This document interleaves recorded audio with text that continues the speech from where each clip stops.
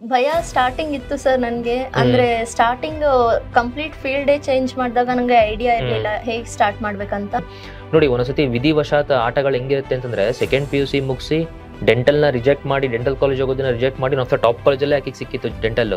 ಅದನ್ನು ರಿಜೆಕ್ಟ್ ಮಾಡಿ ಎಲ್ಲಾರನ್ನೂ ಮನೆಯವ್ರನ್ನ ವಿರೋಧಿಸಿ ಕ್ಲಾಟ್ ಎಕ್ಸಾಮ್ ಬರೆದು ಫಸ್ಟ್ ಅಟೆಂಪ್ಟಲ್ಲಿ ಫೇಲ್ ಆದ್ರು. ಏನು ಮಾಡ್ಬೇಕೀಗ? ಸಿಚುವೇಶನ್ ಹೆಂಗಿರುತ್ತೆ ನೀವೇನಾದ್ರೂ ಇಮ್ಯಾಜಿನ್ ಮಾಡ್ಕೊಳ್ಳಿ ನಿಮ್ಮ ಲೈಫಲ್ಲಿ ಆ ಥರ ಸಿಚುವೇಶನ್. ಸರ್ ಕಂಪ್ಲೀಟ್ ನನಗೆ ಅಳು ಬರ್ತಿತ್ತು ಫುಲ್ಲು. ಸೊ ಅದು ತುಂಬಾ ಭಯ ಇತ್ತಲ್ಲ ಸರ್, ಫಸ್ಟ್ ಆಗಿಲ್ಲ ಆ ಥರ ಎಲ್ಲ ಅಂತ ನೋಡಿ ಕಂಪ್ಲೀಟ್ ಒಂಥರ ಲೈಕ್ ಇವಾಗ ತಡ್ಕೊಳಕ್ ಆಗದೆ ಇರೋದಷ್ಟು ಎಕ್ಸೈಟ್ಮೆಂಟ್ ತರ ಆಯ್ತು. ಸೊ ನನ್ನ ರೂಮ್ಮೇಟ್ ಒಬ್ರು ಇದ್ರು ಸರ್, ಅವ್ರು ತುಂಬಾ ಶಾಕ್ ಆಗ್ಬಿಟ್ರು ಏನಾಯ್ತು ಅಂತ. ಅವರೆಲ್ಲ ಬಂದು ಕೇಳ್ತಿದ್ರು. ಸೊ ಆಗ ಹೇಳಿದೆ ಇಲ್ಲ ನಾನು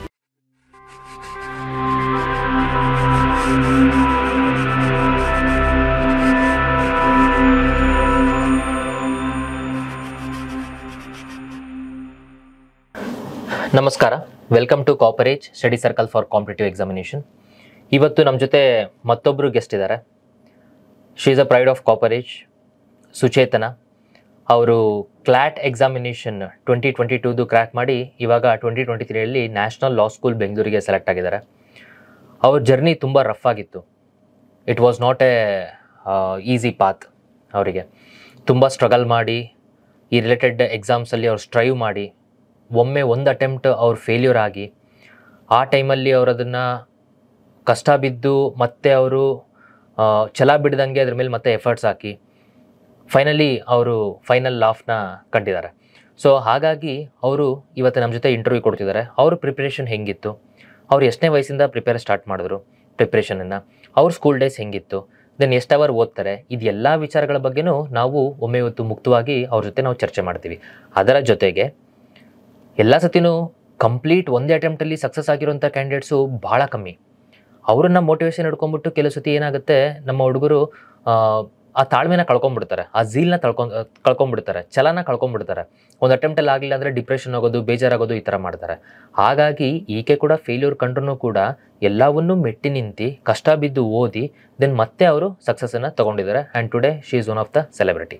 ಸೊ ಹಾಗಾಗಿ I want to welcome our beloved student Suchetana. Welcome Suchetana. Thank you sir. ನಮಸ್ತೆ ಸರ್, ಎಲ್ಲರಿಗೂ ನಮಸ್ಕಾರ. ಓಕೆ ಸುಚೇತನ, ಈಗ ರೈಟ್ ನಾವು ಟೈಮ್ ತುಂಬ ಕಮ್ಮಿ ಇದೆ. ಈಗ ನೀನು ನ್ಯಾಷನಲ್ ಲಾ ಸ್ಕೂಲ್ ಬೆಂಗಳೂರಿಗೆ ಹೋಗ್ತಿದ್ಯಾ, ಮುಂದೆ ನೀನು ಏನಾಗ್ತೀಯಾ, ಹೆಂಗೆ ಹೋಗ್ತೀಯಾ, ಎಲ್ಲಿಗೆ ಹೋಗ್ತೀಯಾ ನಮಗೆ ಗೊತ್ತಿಲ್ಲ. But we are very happy ನಿನ್ನ ಜೊತೆ ಇಂಟರ್ವ್ಯೂ ಮಾಡ್ತಿದ್ದೀವಿ. ಹಾಗಾಗಿ ಎಷ್ಟೋ ಬಾರಿ ನಾವು ಕೂಡ ಟಾಪರ್ಸ್ ಇಂಟರ್ವ್ಯೂ ನೋಡಿದ್ದೀವಿ, ನೀನು ಟಾಪರ್ಸ್ ಇಂಟರ್ವ್ಯೂ ನೋಡಿರ್ತೀಯ.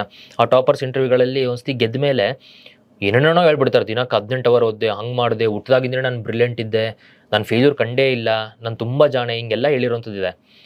ಅದು ಆ್ಯಕ್ಚುಲಿ ಸರಿಯಾದಂಥ ಇಂಟರ್ವ್ಯೂ ಅಲ್ಲ. ಹಾಗಾಗಿ ಮುಕ್ತವಾಗಿ ನಿಮಗೆ ಯಾವ್ದಾರ ಟೈಮಲ್ಲಿ ಫೇಲ್ಯೂರ್ ಆದಾಗ ನಿಮಗೆ ಕಷ್ಟ ಆಯಿತಾ, ಅಳು ಬಂತಾ, ಅದನ್ನು ಹೆಂಗೆ ನೀವು ಕೋಪಪ್ ಮಾಡ್ಕೊಂಡ್ರಿ, ಇದು ಮುಂದೆ ಕಷ್ಟ ಬೀಳ್ತಿರೋಂಥ ನಮ್ಮ ಹುಡುಗರಿಗೆ ಒಂದು ಮೋಟಿವೇಶನ್ ಆಗುತ್ತೆ ಅನ್ನೋ ಕಾರಣಕ್ಕೋಸ್ಕರ ಜೆನ್ಯೂನ್ ಕ್ಯಾಂಡಿಡೇಟ್ ನೀವು ಇರೋದ್ರಿಂದ ನಿಮಗೆ ನಾವು ಇಂಟರ್ವ್ಯೂಗೆ ಇದನ್ನು ಕರೆದಿದ್ದೀವಿ. ಸೊ ಹಾಗಾಗಿ ನಿಮ್ಮ ಬಗ್ಗೆ ಹೇಳಿ ಸುಚೇತನ, ನೀವು ಎಲ್ಲಿ ಮೂಲತಃ, ಎಲ್ಲಿ, ಏನು?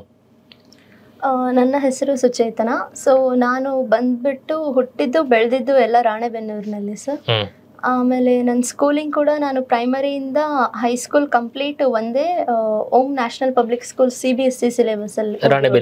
ಹಾಂ ಸರ್, ರಾಣೆಬೆನ್ನೂರಲ್ಲಿ.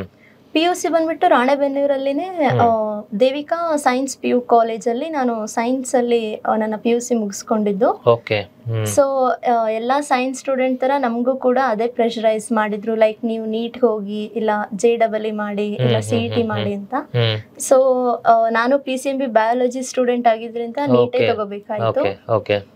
ನೀಟ್ ತಗೊಂಡು ಮತ್ತೆ ಆ ಇಯರ್ ಕಂಪ್ಲೀಟ್ ನೀಟ್ಗೆ ಬರೆದು ಅದು ಕೂಡ ನನಗೆ ಡೆಂಟಲ್ ಸೀಟ್ ಆಯಿತು ಸರ್. ಬಟ್ ನನಗೆ ಅಲ್ಲಿ ಹೋದ್ಮೇಲೆ ನನಗೆ ಗೊತ್ತಾಯ್ತು ಲೈಕ್ ಈ ಫೀಲ್ಡ್ ನನಗೆ ಸೂಟ್ ಆಗಲ್ಲ, ನಾನು ಎಲ್ಲಾರ್ದು ಪ್ರೆಷರ್ ಮತ್ತೆ ನನಗೆ ಐಡಿಯಾ ಇಲ್ಲದೆ ಬಂದಿರೋದು ಅಂತ.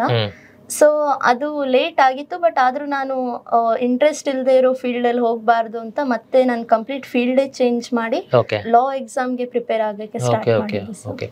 ಸುಚೇತನ, 2 ಇಂಪಾರ್ಟೆಂಟ್ ವಿಚಾರ ಹೇಳಿದ್ರೆ ನೀವು. ಒಂದು, ನೀವು ರಾಣೆಬೆನ್ನೂರಿಂದ, ಈಗ ಎಷ್ಟೋ ಜನ ಏನು ಹೇಳ್ತಾರೆ, all India level competitive prepare ಆಗಬೇಕಂದ್ರೆ ಡೆಲ್ಲಿಗೆ ಹೋಗಬೇಕು, ಬೆಂಗಳೂರಿಗೆ ಹೋಗ್ಬೇಕು, ಅಟ್ಲೀಸ್ಟ್ ಬೆಂಗಳೂರಿಗೆ ಹೋಗಬೇಕು, ಡೆಲ್ಲಿಗೆ ಹೋಗಬೇಕು ಅಂತ ಹೇಳ್ತಾರೆ. ನೀವು it is not even A district, ನೀವು ಆ ಜಾಗದಲ್ಲಿ ಕುತ್ಕೊಂಡು ಈ ಕನಸನ್ನ ಕಂಡುಬಿಟ್ಟು ನೀವು ಅಚೀವ್ ಮಾಡಿದ್ದೀರಾ. ಸೊ ಹಾಗಾಗಿ ನಾನು ಅದ್ರ ಬಗ್ಗೆ ನಿಮಗೊಂದು ಬರ್ತೀನಿ. ಎರಡನೇದು, ಎಲ್ಲರೂ ಕೂಡ ಕ್ಲಾಟು ಇದೆಲ್ಲ ಪ್ರಿಪ್ರೇಷನ್ ಮಾಡಬೇಕು ಅಂದಾಗ ಕಾಮರ್ಸ್ ತೊಗೊಳೋಂಥದ್ದು, ಆರ್ಟ್ಸ್ ತೊಗೊಳೋಂಥದ್ದು ತೊಗೊಂಡ್ಬಿಟ್ಟು ಟೈಮ್ ಉಳಿಯುತ್ತೆ ಮಾಡ್ತಾರೆ. ನೀವು ಕಂಪ್ಲೀಟ್ PUC ಓದಿ ವಾಪಸ್ ಇದು ನೀವು ಮತ್ತೆ ಇದನ್ನ ಮಾಡ್ತೀನಿ ಅನ್ನೋದಕ್ಕೆ ತುಂಬಾನೇ ಧೈರ್ಯ ಬೇಕು. ನಾನು ಯೋಚನೆ ಮಾಡಿದ್ರಂತೂ ಆಬ್ವಿಯಸ್ಲಿ ನನಗೆ ಆ ಧೈರ್ಯ ಬರೋದಿಲ್ಲ ಅಥವಾ ಸುತ್ತಮುತ್ತಲಿರೋರು ಬಿಡೋದು ಇಲ್ಲ. ಹಾಗಾಗಿ ನಿಮಗೆ ಆ ಟೈಮಲ್ಲಿ ಕಷ್ಟ ಅನ್ನಿಸ್ತಿಲ್ವಾ ನೀವು ಇದನ್ನ ಈ ತರ ಚೇಂಜ್ ಮಾಡ್ಬೇಕು ಅನ್ನಿಸ್ದಾಗ? ತುಂಬಾ ಕಷ್ಟ ಅಂದ್ರೆ ಪ್ರೆಷರ್ ತುಂಬಾ ಇತ್ತು ಸರ್ ಫ್ಯಾಮಿಲಿ ಸೈಡ್ ಇಂತ್ರ. ಅಂದ್ರೆ ಸೈನ್ಸೇ ಓದಿದೀಯಾ ಮತ್ತೆ ನಿಂಗೆ ಕೈಯಲ್ಲಿ ಆಗೋದಿಲ್ಲ ಅಂತ ರಿಲೇಟಿವ್ಸ್ ಎಲ್ಲ ಅದನ್ನೇ ಹೇಳಿದ್ರು ಸರ್, ನಿನ್ಗೆ ಆಗೋದಿಲ್ಲ, ನೀನ್ ಓದಕ್ ಆಗಲ್ಲ ಅಂತ.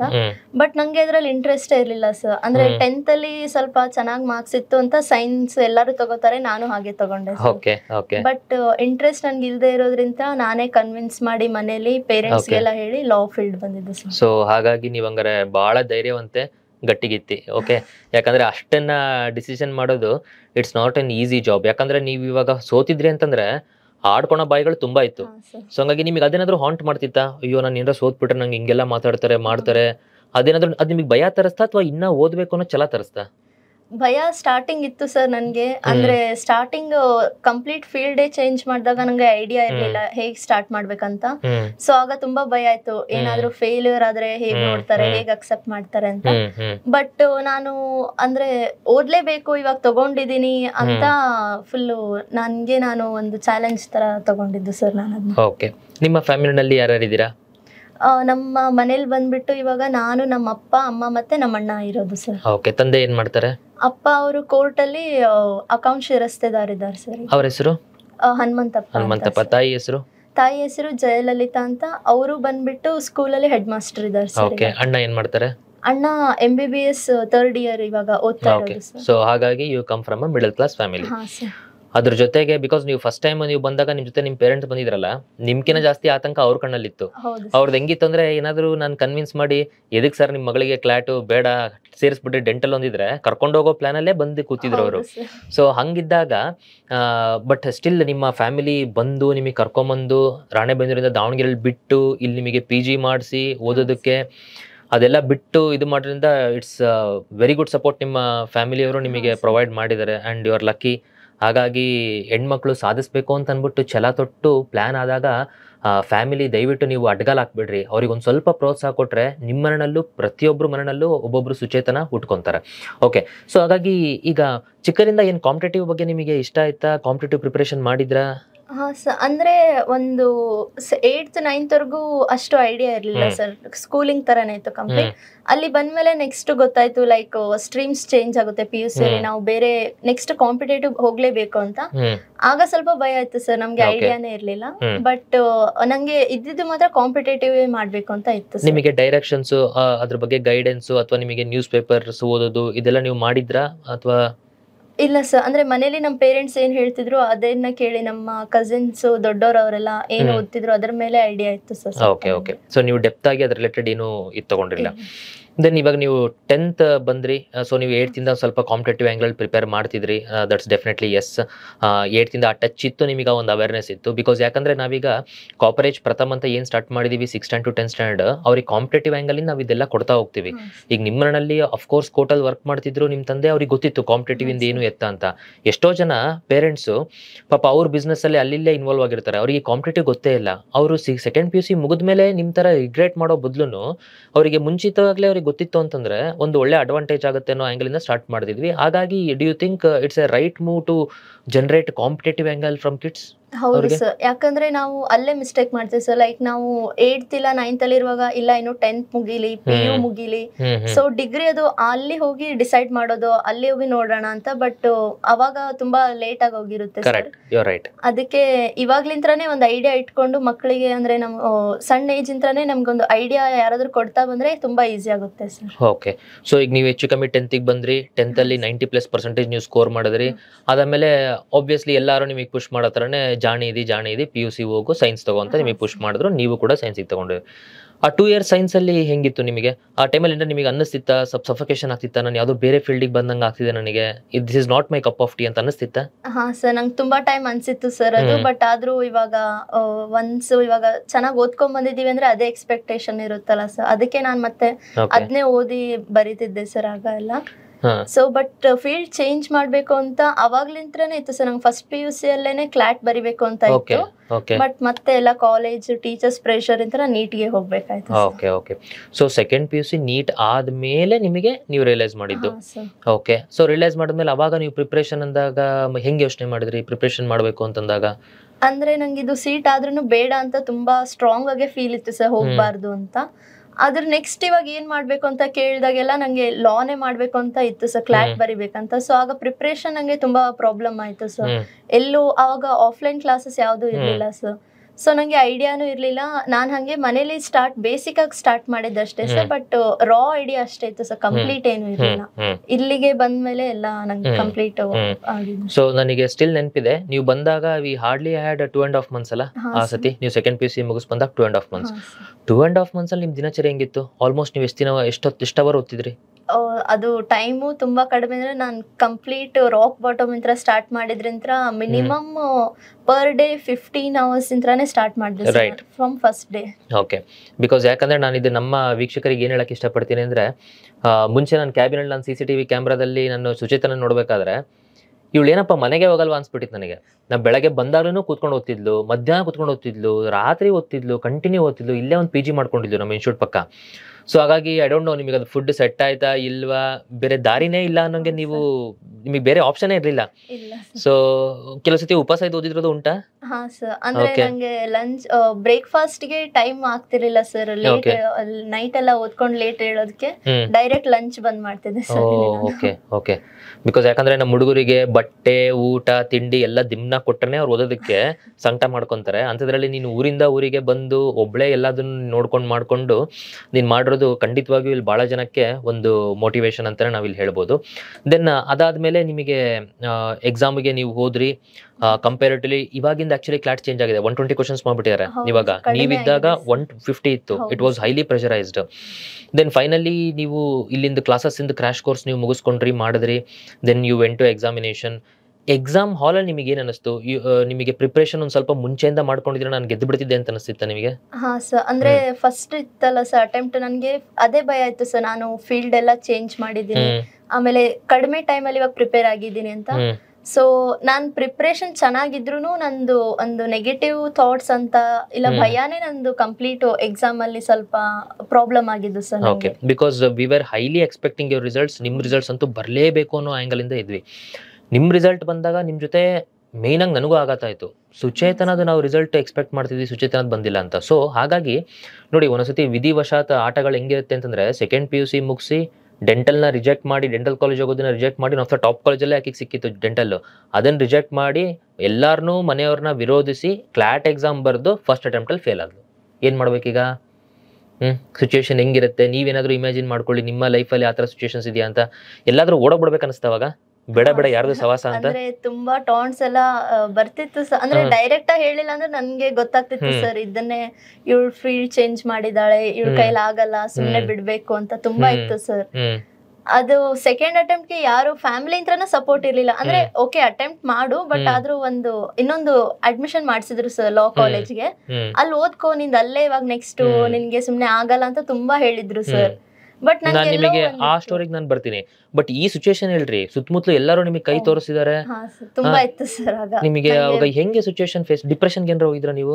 ಒಂದ್ ಸ್ವಲ್ಪ ಆತರ ಫೇಸ್ ಇತ್ತು. ತುಂಬಾ ಅಳ್ತಿದ್ದೆ ಸರ್ ನಾನಾಗ. ಅಂದ್ರೆ ನಂದು ಹಾರ್ಡ್ ವರ್ಕ್ ಎಲ್ಲ ಇತ್ತು, ಬಟ್ ನಂದು ಒಂದ್ ಮಿಸ್ಟೇಕ್ ಹೇಗಾಗುತ್ತೆ ಅಂತ.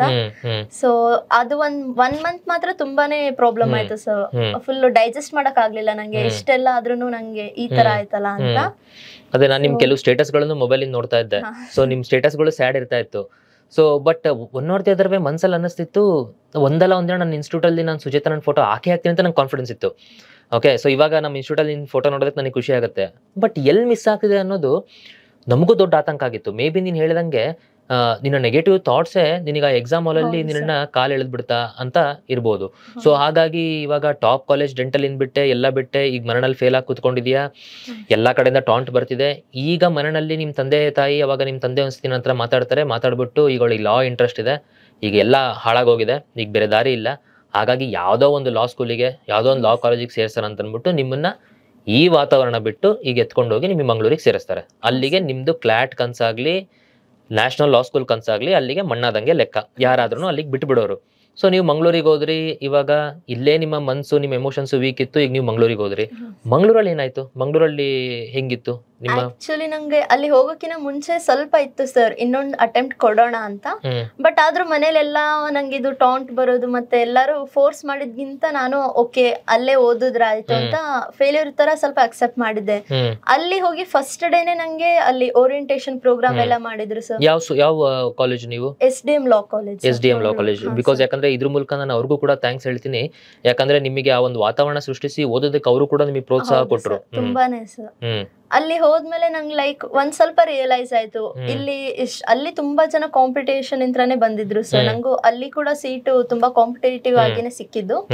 ಸೊ ಆಗ ಆದ್ರೂ ಒನ್ ಟೈಮ್ ಅನ್ಸ್ತು ಇನ್ನೊಂದು ಅಟೆಂಪ್ಟ್ ಕೊಡ್ಬೋದಲ್ಲ ನಾನು ಅಂತ. ಕಾಲೇಜ್ ಎನ್ವಿರಾನ್ಮೆಂಟ್ ಮತ್ತೆ ಟೀಚರ್ಸ್, ನನ್ನ ಫ್ರೆಂಡ್ಸ್ ತುಂಬಾ ಸಪೋರ್ಟ್ ಇತ್ತು ಸರ್ ನನ್ಗೆ. ಎಲ್ಲರೂ ಕೂಡ ಒಂದ್ ಅಟೆಂಪ್ಟ್ ಕೊಡು ಅಂತ ತುಂಬಾ ಸಪೋರ್ಟ್ ಮಾಡಿದ್ರು. ಸೊ ಆಗ ನಾನು ಮತ್ತೆ ಇನ್ನು ಆಗ ಕೂಡ 2 months ಅಷ್ಟೇ ನಂಗೆ ಸಿಕ್ಕಿದ್ದು ಸರ್. ಆಗ ಮತ್ತೆ ನಾನು ಸ್ಟಾರ್ಟ್ ಮಾಡಿದ್ರಿ. ಬಿಕಾಸ್ ಅವಾಗ ಇನ್ 2 months ಇದ್ದಾಗ ಸಡನ್ ಆಗಿ ಒಮ್ಮೆ ನಾನು ಕೂತಿರ್ತೀನಿ. ಸೊ ಅವಾಗ ಸಡನ್ ಆಗಿ ನನಗೆ ಕಾಲ್ ಬರುತ್ತೆ. ನನ್ನ ಕಾಲಲ್ಲಿ ಸುಚೇತನ ಅಂತ ನೀವು ಹೇಳ್ತೀರಾ. ಸರಿ ಅಟೆಂಪ್ಟ್ ಮತ್ತೆ ಕೊಡ್ಬೇಕಂತಿದ್ದೀನಿ, ಇನ್ನು ನಾನು ಪ್ರಿಪ್ರೇಷನ್ ಸೀರಿಯಸ್ ಸ್ಟಾರ್ಟ್ ಮಾಡ್ತೀನಿ. ಅದು ನಿಮ್ಗಲ್ಲ, ನನಗೆ ಒಂದು ಮೋಟಿವೇಶನ್ ಕೊಟ್ಬಿಡ್ತು. ಇಷ್ಟು ಬಿದ್ರೂ ನಾನು ಗೆಲ್ಲಬೇಕು ಅಂತ ಹೇಳಲ್ಲ. ನಾವೇನ್ ಮಾಡ್ಬೋದು ಆಸ್ ಅ ಟೀಚರು, ಮನ್ಸಾರೆ ನಾವು ಪ್ರೇ ಮಾಡ್ಬೋದು ದಟ್ ದೇವ್ರೆ ಏನೇ ಕೆಟ್ಟಲಕ್ಕಿದ್ರು ಈ ಹುಡುಗಿಯಿಂದ ಹೋಗ್ಲಿ, ಇವಳಿಗೊಂದು ನ್ಯಾಯವಾದಂಥ ಒಂದು ಪ್ರತಿಫಲಕ್ಕೊಂದು ರಿಸಲ್ಟ್ ಬರಲಿ ಅಂತ. ಜೊತೆಗೆ ಈಗ ನೀವು ಆಲ್ಮೋಸ್ಟ್ ಇಲ್ಲಿ 3 months ಅಲ್ಲಿ ನೀವು ಓದಿದ್ರಿ, ಸ್ವಲ್ಪ ನೋಟ್ಸ್ನ ನೀವು ರಿವೈಸ್ ಮಾಡ್ಕೊಂಡ್ರಿ, ಒಂದು ಸ್ವಲ್ಪ ಟಾಪಿಕ್ಸ್ಗಳನ್ನ ಕೌಸ್ತುಬ್ ಕೂಡ ನಿಮಗೆ ಕಳಿಸ್ತಾ ಇದ್ದ, ಇಲ್ಲಿ ಕೌಸ್ತುಬ್ ಪ್ರಿಪೇರ್ ಆಗ್ತಿದ್ದು. ಸೊ ಹಾಗಾಗಿ ಅದರಲ್ಲಿ ನಿಮಗೆ ಟೈಮಿಂಗ್ ಸಿಗ್ತಾ ಇತ್ತಾ? ಅಲ್ಲಿ ಕಾಲೇಜನ್ನೇ ಮಾಡ್ಕೊಂಡೆ ಟೈಮಿಂಗ್ ಆಗ್ತಾ ಇತ್ತಾ? ಸ್ವಲ್ಪ ತುಂಬಾ ಕಷ್ಟ ಇತ್ತು ಸರ್. ಅಂದ್ರೆ ಹಾಫ್ ಡೇ ಕಾಲೇಜ್ ಇತ್ತು sir, but in half day ಆದ್ರೂ ನಾನು ಈ ಕಾಲೇಜ್ ವರ್ಕು ಇರ್ತಿತ್ತು ಸರ್ ನಮ್ಗೆ. ಸೊ ತುಂಬಾ ಕೋಪ್ ಅಪ್ ಮಾಡಿ ಅಲ್ಲಿ ಕೂಡ ಮಾರ್ನಿಂಗ್ ಆಫ್ಟರ್ನೂನ್ ಇಂತ್ರ ಈವ್ನಿಂಗ್ ಕಾಲೇಜ್ ಇರ್ತಿತ್ತು sir. So complete early morning ಇಂತ್ರ ನಾನು ಆಫ್ಟರ್ನೂನ್ ಕಾಲೇಜ್ ಹೋಗೋ ತನಕನೂ ಕ್ಲಾಟ್ ದ ಸ್ಟಡಿ ಮಾಡ್ತಿದ್ದೆ ಸರ್ ನಾನು ಕಂಪ್ಲೀಟ್ ಆಗಿ. ಅವಾಗೆಲ್ಲ ಮಧ್ಯದಲ್ಲಿ ಅಳು ಬರಂಗ್ ಆಗ್ತಿತ್ತ? ಹಾ ಸರ್, ಅಂದ್ರೆ ತುಂಬಾ ಪ್ರೆಷರ್ ಆಗ್ತಿತ್ತು ಕಾಲೇಜ್ ಅಲ್ಲಿ. ಅಲ್ಲೇ ಸಿಲೆಬಸ್ ಸ್ಟಾರ್ಟ್ ಆಗ್ಬಿಟ್ಟಿದೆ, ನೆಕ್ಸ್ಟ್ ನಾನು ಇನ್ನ ಮತ್ತೆ ಅಟೆಂಪ್ಟ್ ಕೊಡ್ತಿದ್ದೀನಿ ಅಂತ. ಆದ್ರೂ ಲೈಕ್ ನಂಗೇನೋ ಇದನ್ನ ಕ್ವಿಟ್ ಮಾಡಬಾರ್ದು ಅಂತ ತುಂಬಾ ಸ್ಟ್ರಾಂಗ್ ಆಗಿ ಮೈಂಡ್ ಅಲ್ಲಿ ಇತ್ತು ಸರ್ ನನ್ಗೆ. ಅವಾಗ ನೀವು ಹಗಲು ರಾತ್ರಿ ಅರ್ಲಿ ಮಾರ್ನಿಂಗ್ ಓದ್ತಿದ್ರ, ರಾತ್ರಿ ಓದ್ತಿದ್ರ? ಎರಡು ಸರ್. ನಂಗೆ ಹೆಂಗಂದ್ರೆ ನೈಟ್ ತುಂಬಾ ಹೊತ್ತು ಕೂರ್ತಿದ್ದೆ ಸರ್, ಟಿಲ್ 2:30, 3 ವರ್ಗೂ ಆಗ್ತಿತ್ತು. ಸೊ ಅಷ್ಟಾದ್ಮೇಲೆ ಮಾರ್ನಿಂಗ್ 6:30 ಮತ್ತೆ ಬೇಗ ಹೇಳ್ತಿದ್ದೆ. ಓಕೆ, ಹಾಗಾದ್ರೆ ಈಗ ಮರನಲ್ಲಿ ಯಾರಿಗೂ ಗೊತ್ತಿಲ್ಲ ನೀವು ಸೀರಿಯಸ್ ಆಗಿ ಪ್ರಿಪೇರ್ ಆಗ್ತಿದ್ದೀರಾ ಅಂತ. ಹೆಂಗೋ ಸೋತ್ ಒಪ್ಕೊಂಡು ನಾವು ಹೇಳ್ದಂಗೆ ಹೋಗ್ಬಿಟ್ಟಾಳೆ ಅಂತ ಅನ್ಕೊಂಡಿದ್ದವರು. ಓಕೆ, ದೆನ್ ಅಲ್ಲಿ ನಿಮ್ ಟೀಚರ್ಸ್ ಹತ್ರ ಯಾರ ಡಿಸ್ಕಸ್ ಮಾಡಿದ್ರಾ ಈ ತರ ಬರೀಬೇಕಂತಿದೀನಿ, ಅಟೆಂಪ್ಟ್ ಕೊಡ್ಬೇಕಂತಿದೀನಿ? ಹೇಳಿದ್ದೆ ಸರ್, ಬಟ್ ಆದ್ರೆ ಅವರು ಅಂದ್ರೆ ಲೈಕ್ ಅಲ್ಲಿದು ಬುಕ್ಸ್ ರೆಕಮೆಂಡ್ ಮಾಡಿದ್ರು ಅಂತ ಅಂದ್ರೆ ಅವ್ರದ್ದು ಇವಾಗ ನಾವು ಮತ್ತೆ ಸಿಲೆಬಸ್ ನೋಡ್ಬೇಕಾಗುತ್ತಲ್ಲ, ಅವರಿಗೆ ನಾವು ಇಂಪಾರ್ಟೆಂಟ್ ಆಗ್ತೀವಿ ಅಲ್ಲಿ. ಸೊ ಅದಕ್ಕೆ ನಾನು ನಂದಾಗೆ ಓನ್ ಆಗಿ ಸ್ಟಾರ್ಟ್ ಮಾಡಿದೆ, ನಿಮ್ದು ಎಲ್ಲ ಕೇಳ್ಬಿಟ್ಟು. ಅದರಿಂದ ಟೀಚರ್ಸ್ಗೆ ಹೇಳಿದ್ದೆ, ಆದ್ರೆ ಈ ತರ ಅಟೆಂಪ್ಟ್ ಕೊಡ್ತಿದ್ದೀನಿ ಅಂತ ಹೇಳಿದ್ದೆ. ಈಗ ನಮ್ಮ ಹುಡುಗರು ಎಸ್ಪೆಷಲಿ ದಾವಣಗೆರೆ ಅಥವಾ ಈ ಕಡೆ ಧಾರವಾಡ, ನಮ್ಮ ಹುಡುಗರಿಗೆ ಮಂಗಳೂರಿಗೆ ಹೋಗ್ಬಿಟ್ರೆ ಅವ್ರಿಗೆ ಬೀಚ್ ಕಂಡ್ರೆ ಒಂದ್ ಮಜಾ, ಆರಾಮಾಗಿ ಮಜಾ ಮಾಡ್ಕೊಂಡು ಇದ್ಬಿಡೋಣ ಅಂತ. ಇಲ್ಲಿಂದನೂ ಎಷ್ಟೊಂದ್ ಜನ ಹುಡುಗರು ಹೋಗಿದ್ದಾರೆ, ಬೀಚ್ ಕಂಡ್ರೆ ಸಾಕು ನಮ್ಮ ಹುಡುಗರಿಗೆ ಮಜಾ ಮಾಡೋಣ ಅಂತ. ಸೊ ಹಂಗಾಗಿ ನಿಮಗೆ ಹಂಗೆ ಇವಾಗ ಬಿಕಾಸ್ ಯಾಕಂದ್ರೆ ಫೇಲ್ಯೂರ್ ಆಗಿದೆ, ಇನ್ ಲೈಫಲ್ಲಿ ಹೆಂಗೊಂದು ಹೋಗ್ಲಿ ಅಂತ ಅಂದ್ಬಿಟ್ಟು ಈಗ ಪ್ಲಾನ್ ಮಾಡ್ಕೊಂಡು ಹೋಗಿದ್ದೀರಾ.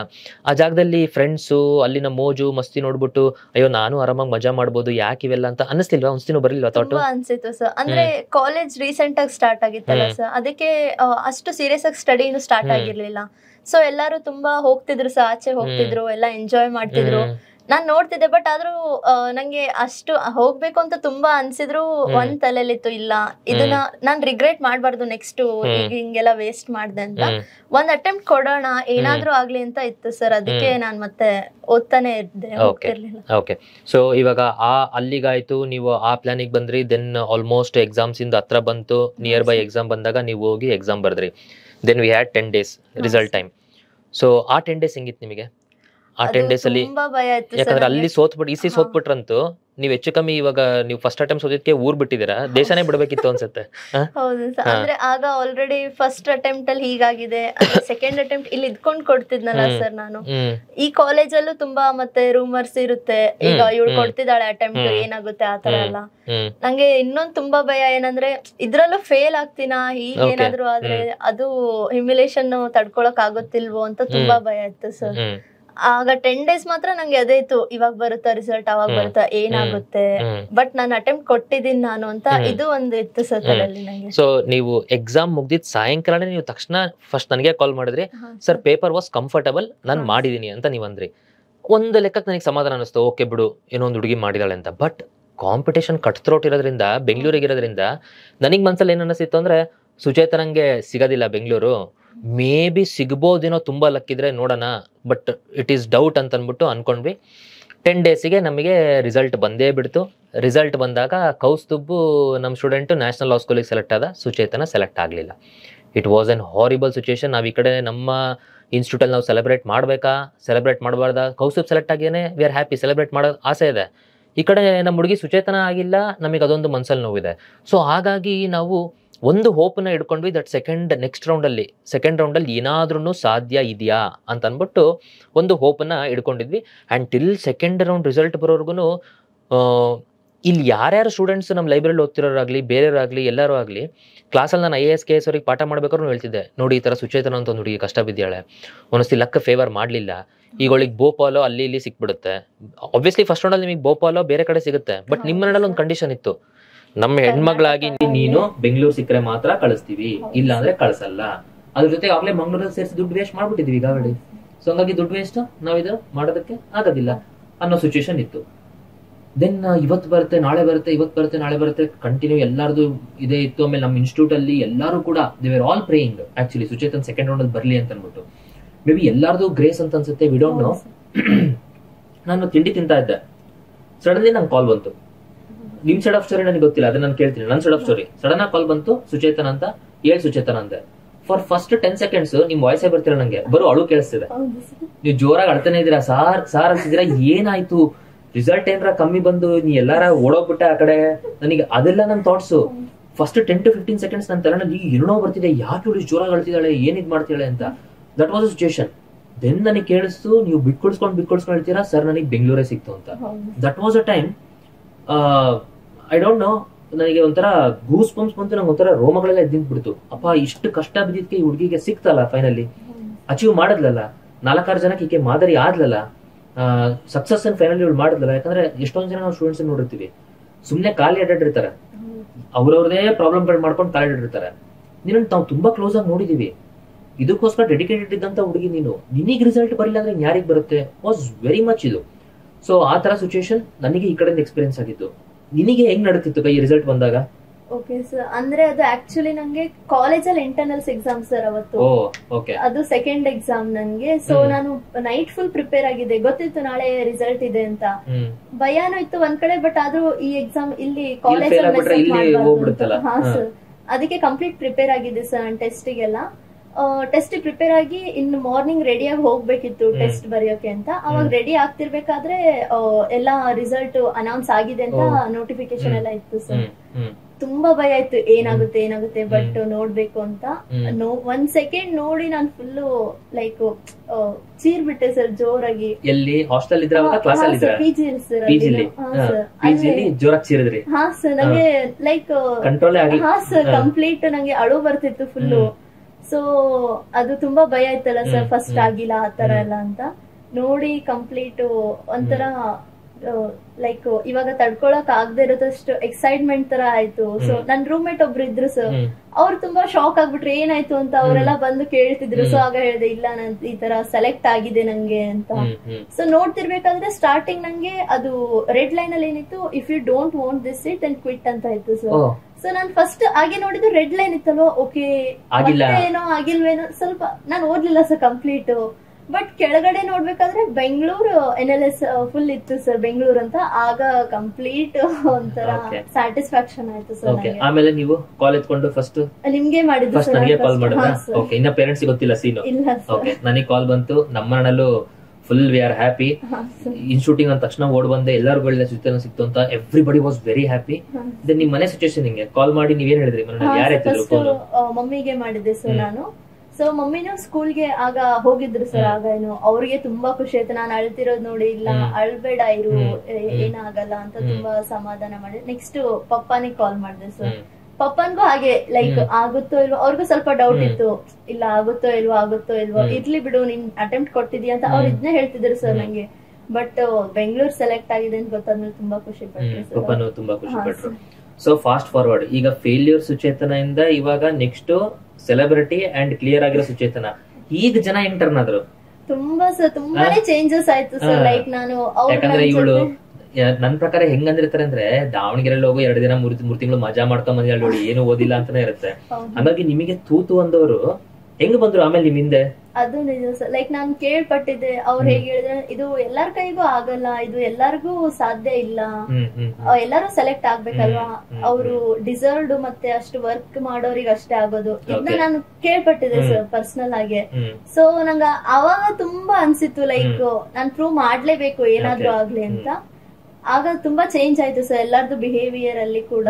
ನಂಗೆ ಆಗ ಎಲ್ಲ ಗೊತ್ತಾಯ್ತು ಹೇಗೆ ಟ್ರೀಟ್ ಮಾಡ್ತಾರೆ. ಸೊ ಹಾಗಾಗಿ ಸೋತಾಗ ಎಲ್ಲರೂ ಅನ್ನೋರೆ, ಗೆದ್ದಾಗ ಎಲ್ಲ ಬಂದಿದ್ರ ಏ ನಮ್ ಹುಡುಗಿ ನಮಗೆ ಗೊತ್ತಿತ್ತು ಮಾಡೇ ಮಾಡ್ತಾಳಂತ, ಚಿಕ್ಕದ್ರಿಂದ ಗೊತ್ತಿತ್ತು ಟ್ಯಾಲೆಂಟೆಡ್ ಅಂತ, ಹೂ ಬೊಕ್ಕೆ ಶಾಲು ಸ್ವೀಟ್ಸ್ ಎಲ್ಲ ಬಂದ್ವು ಮನೆಗೆ. ಈ ತರನೇ ಇತ್ತು ಸರ್. ಬೈಗುಳ ಬಂದಂತದ್ದು ಅಲ್ಲಿಗೆ ಈ ಲೆವೆಲ್ಗೆ ಬರ್ತಾ ಹೋಯ್ತು. ಸೊ ನನ್ ಯಾಕೆ ಈ ನಿಮ್ ಇಂಟರ್ವ್ಯೂ ಇದೆಯಲ್ಲ, ಇದು ನನಗೆ ತುಂಬಾ ಮನ್ಸಿಗೆ ಹತ್ರವಾಗಿರುವಂತ ಇಂಟರ್ವ್ಯೂ. ಯಾಕಂದ್ರೆ ನಿಮ್ಗೆ ಎಲ್ಲಾ ಫೇಸ್ ನಾವು ಜೊತೆಗೆ ನಾನೇ ಎಕ್ಸಾಮ್ ಕೊಟ್ಟನೇನಪ್ಪ ಅನ್ನೋ ಲೆವೆಲ್ ನಂಗೆ ಟೆನ್ಷನ್ ಇತ್ತು. ಇವತ್ತು ಗೆದ್ದು ನೀವು ಇಲ್ಲಿ ಬಂದು ಬ್ಲೇಸರ್ ಹಾಕೊಂಡು ಕೂತಿದ್ದೀರಾ, ಎಷ್ಟೋ ಜನ ಹಳ್ಳಿ ಹುಡುಗಿರಿಗೆ ನೀವು ಇನ್ಸ್ಪಿರೇಷನ್ ಆಗಿದ್ದೀರಾ. ಎಲ್ಲೋ ಊರ್ ಬಿಟ್ಟು ಊರಿಂದ ಹೋದ್ರು ನಮ್ಮ ಒಂದು ಇದನ್ನ ನಾವು ಕೆಡಬಾರದು, ನಾವು ನಮ್ ಛಲ ನಾವು ಮಾಡ್ಲೇಬೇಕು ಅನ್ನೋಂತ ಒಂದು ನೀವು ಇದನ್ನ ಹಿಡ್ಕೊಂಡು ನೀವು ಮಾಡಿದೀರಾ. ಇವಾಗ ನೀವು ನ್ಯಾಷನಲ್ ಲಾ ಸ್ಕೂಲ್ಗೆ ಹೋಗ್ತಿದ್ದೀರಾ. What is the next plan? ಏನಾಗಬೇಕಂತಿದ್ದೀರಾ ನ್ಯಾಷನಲ್ ಲಾ ಸ್ಕೂಲ್ ಅಲ್ಲಿ? ಫ್ಯೂಚರ್ ಪ್ಲಾನ್ಸ್ ಲೈಕ್ ಅಡ್ವೊಕೇಟ್ ಆಗಿನೇ ಅಲ್ಲಿ ಚೆನ್ನಾಗಿ ಓದ್ಕೊಂಡ್ರೆ ಪ್ಲೇಸ್ಮೆಂಟ್ಸ್ ಇದೆ ಅಲ್ವಾ ಸರ್. NLS ಅಂದ್ರೆ ಪ್ಲೇಸ್ಮೆಂಟ್ಸ್ ಗೆ ತುಂಬಾ ಫೇಮಸ್ ಇವಾಗ.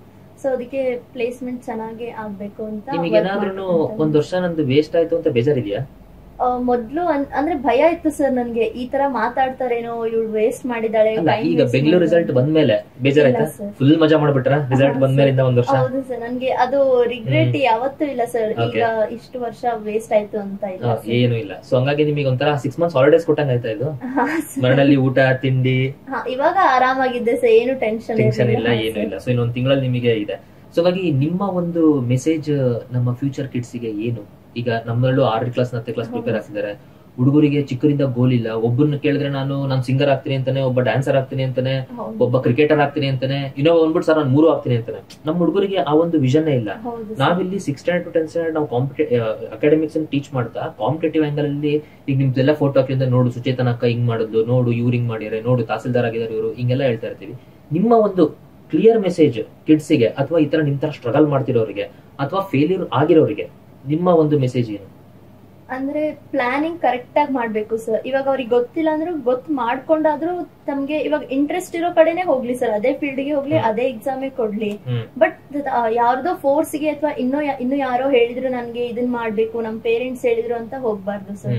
ಅದು ಸ್ವಲ್ಪ ತುಂಬಾ ಪ್ರಾಬ್ಲಮ್ ಆಗುತ್ತೆ. ಸೊ ನೆಕ್ಸ್ಟ್ ನಮ್ಗೆ ಯಾವ್ದು ಇಂಟ್ರೆಸ್ಟ್ ಇದೆ ಆ ಫೀಲ್ಡ್ ಅಲ್ಲೇ ಇವಾಗ್ಲಿಂದಾನೆ ಪ್ಲಾನಿಂಗ್ ಇರ್ಬೇಕು ಸರ್.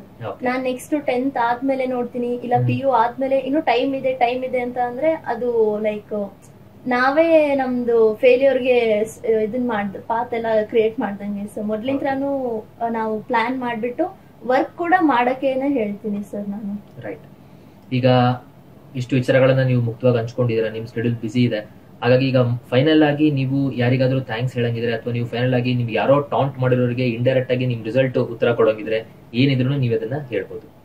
ಥ್ಯಾಂಕ್ಸ್ ಅಂದ್ರೆ ಸರ್ ಫಸ್ಟ್ ನಿಮ್ಗೆ ಸರ್ ನಾನ್ ಫುಲ್ ಥ್ಯಾಂಕ್ಸ್ ಹೇಳ್ಬೇಕು. ಅಂದ್ರೆ ಲೈಕ್ ನಂಗೆ ಕ್ಲಾಟ್ ಬರಿಬೇಕು ಅಂತ ಇತ್ತು ಸರ್, ಬಟ್ ಐಡಿಯಾ ಇರ್ಲಿಲ್ಲ. ಸ್ವಲ್ಪ ಸಿಲೆಬಸ್ ಎಲ್ಲ ಗೊತ್ತಿತ್ತು, ಬಟ್ ಹೇಗೆ ಏನು ಅಂತ ಐಡಿಯಾನೇ ಇರ್ಲಿಲ್ಲ ಸರ್ ಕಂಪ್ಲೀಟ್ ಆಗಿ.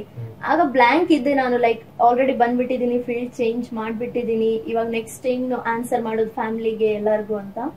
ಬಟ್ ಇದು ನಿಮ್ದು ಇನ್ಸ್ಟಿಟ್ಯೂಷನ್ ಬಂದ್ಮೇಲೆ ನಾನು ಕಂಪ್ಲೀಟ್ ಆಗಿ ಇವಾಗ ನಂದೇನೇ ಸಕ್ಸಸ್ ಇದ್ರು ಅದಕ್ಕೆ 100% ಎಲ್ಲ ನಿಮ್ಗೆ ಡೆಡಿಕೇಟ್ ಮಾಡ್ತೀನಿ ಸರ್. ನಾನನ್ನ ನಿಮ್ ಹೆಲ್ಪ್ ಇಂದಾನೆ ಇದೆಲ್ಲ ಆಗಿದ್ದು ಸರ್. ಲೈಕ್ ಲಿಟ್ರಲಿ ಅಂದ್ರೆ ಆಗ್ತಿರ್ಲಿಲ್ಲ ಸರ್, ನನ್ಗೆ ಗೊತ್ತೇ ಇರ್ಲಿಲ್ಲ ಇದೆಲ್ಲ.